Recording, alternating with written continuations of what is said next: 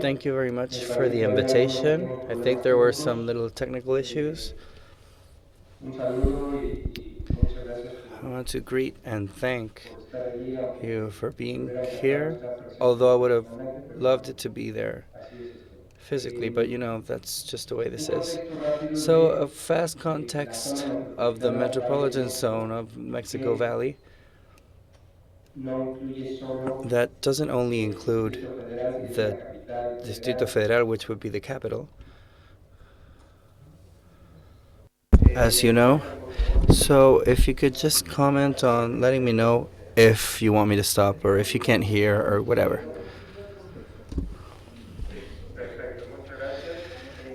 Perfect. Okay, so the context of the metropolitan zone of the Mexico Valley,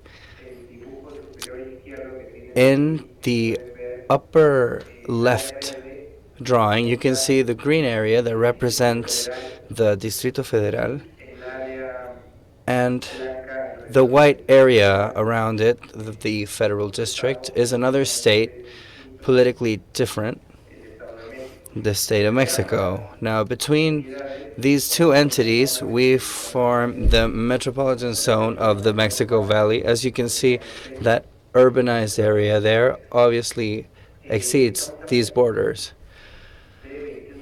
Now, we're talking about 21 million inhabitants for this metropolitan zone, 5.8 in the federal district. This metropolitan zone, you can see that we have 5 million vehicles, approx. Of those, 80%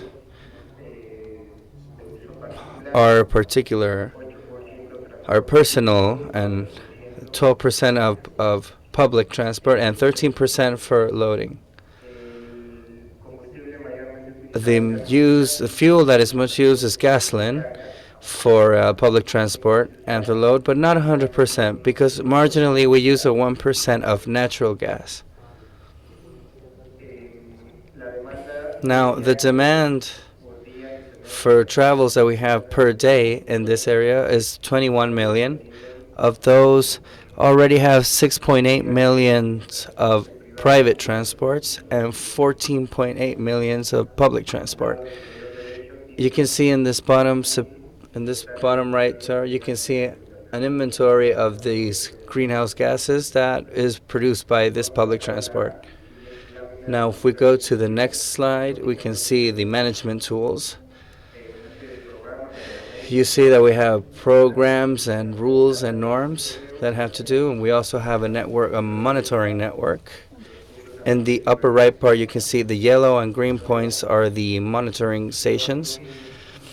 We also have an inventory of emissions that is pretty thick, which you can see in this graph right down there, and these green, yellow, and orange and red charts. We also have different dispersion models of pollutants. You can see a program for mobile sources. And if we can go to the next slide, you can see the programs of mobile sources. Now, we have 5 programs related to mobile sources, which would be alternate fuels, which have to be with retrofit from diesel to gas, natural gas or LP gas. We also have an extense verification vehicle system that is done to every automobile, whether they be taxis or private. We also have a program for substitution of catalytic converters, which is done after every 100 kilometers for.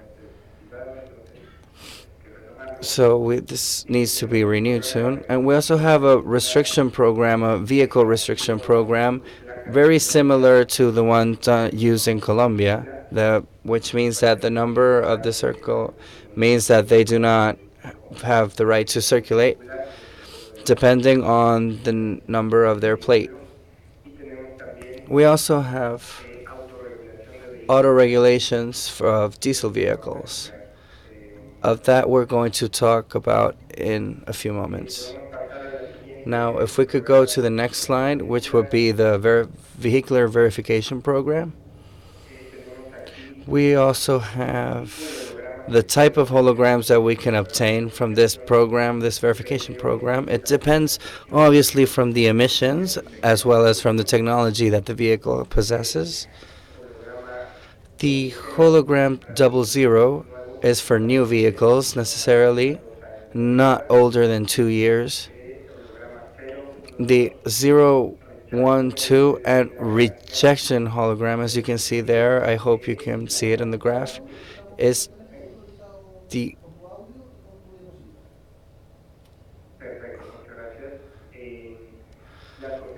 now the concentrations of hydrocarbons that each one of these types of vehicles emits. The hologram number 2 emits significantly higher, as you can see that red dot line, even 26 more times than the 0 hologram. Also, the hologram number 2 emits 8 times more than the first. So we have a really complex system here. And in consequence of restrictions of circulation. Now here we can see the verification results. Here you can see in the upper left, we can see the number of vehicles that have been approved and rejected because depending on different reasons, one of them could be emissions, a vehicle can be, the verification could be rejected because it has to follow certain rules so that they can approve. Now, specifically, this is for taxi cabs. As you can see here, we have an index of rejection that is significantly big for older models. We also have in this upper right, we have the results of the verifications of diesel vehicles. Most of them have up to 8 years old, 64%. From 9 to 20% would be the 29%. 9 to 20 years, sorry, would be 29%. Now, in the lower part of the slide, we can see the distribution of fleet that verifies according to its year or model. As you can see, most vehicles that are circulating in the metropolitan area are from around 2012 to the year 2000, which would be the majority of them. Now the next slide, the program today, it doesn't circulate. How it works is that the vehicles that have hologram number 1, considering their verification, cannot circulate on Monday, and successively it will work like that depending on the last digit of their license plate. So on Monday, hologram 1 and final digits 5 and 6 of their license plate, and that's the way it works successively. It also works on Saturdays, and if there's any type of pre-contingency or a state of emergency, that also is applied. We are much more stricter basis. Now for the next one, the public transport in the Ciudad de Mexico, there's a huge network.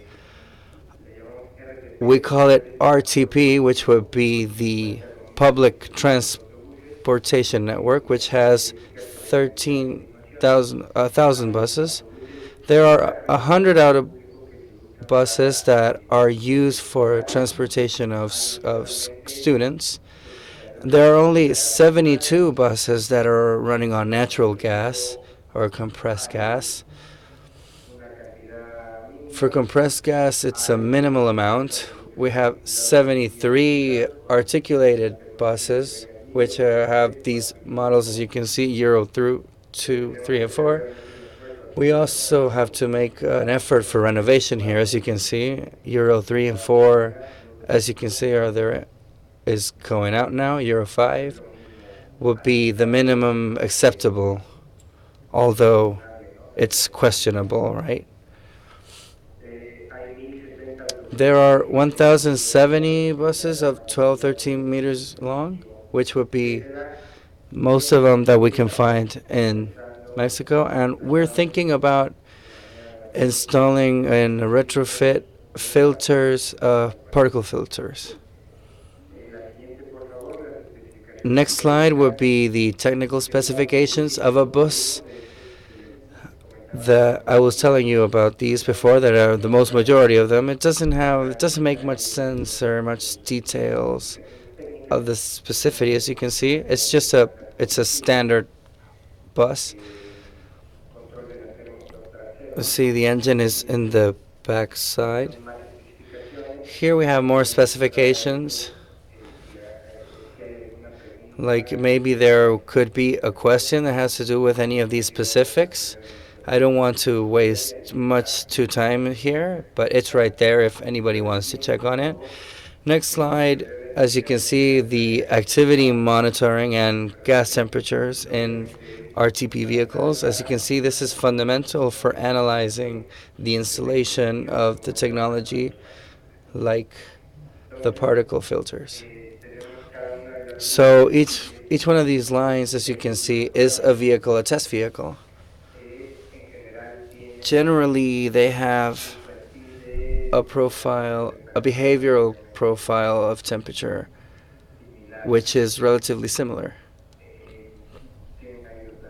You can see the data here.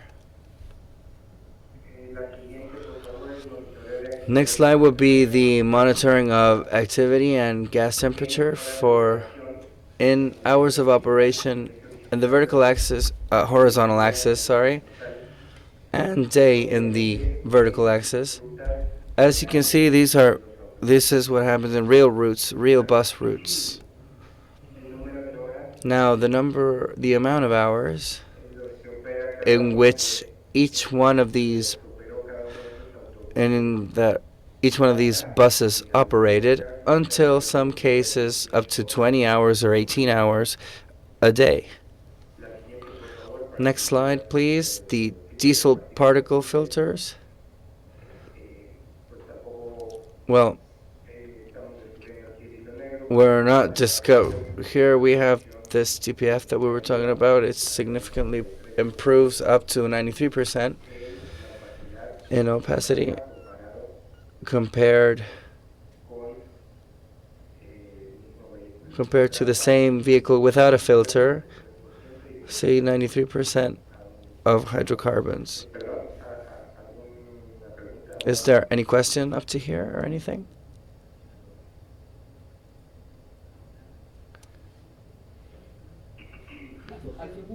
No, questions will be at the end.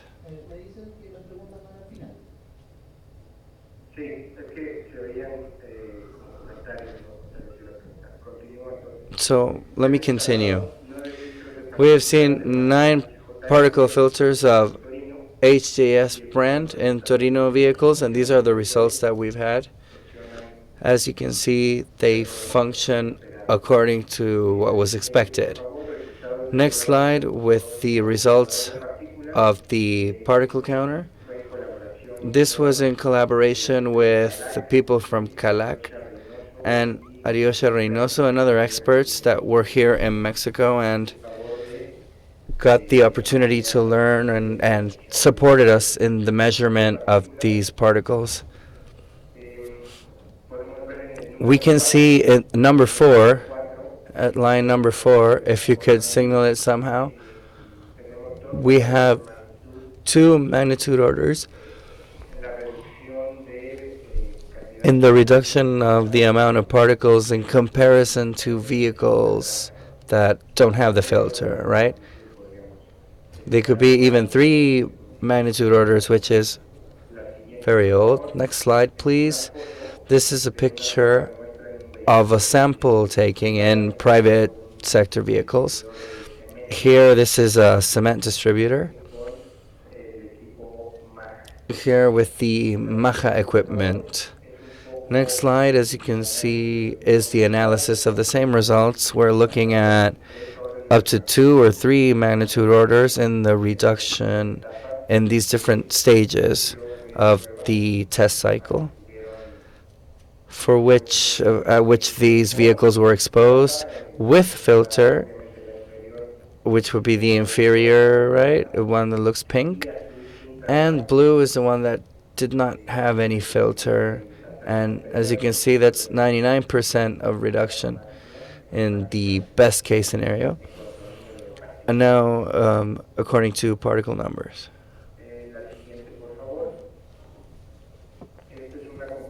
Now, this is a comparison of the amount of particles versus its opacity, but with the DOC that we are also testing. And here, Alyosha was also here, along with CALAC, supporting us with the tests. But we don't have such a favorable result as it was with the DPFs, because you can see it's just the one that is represented in red.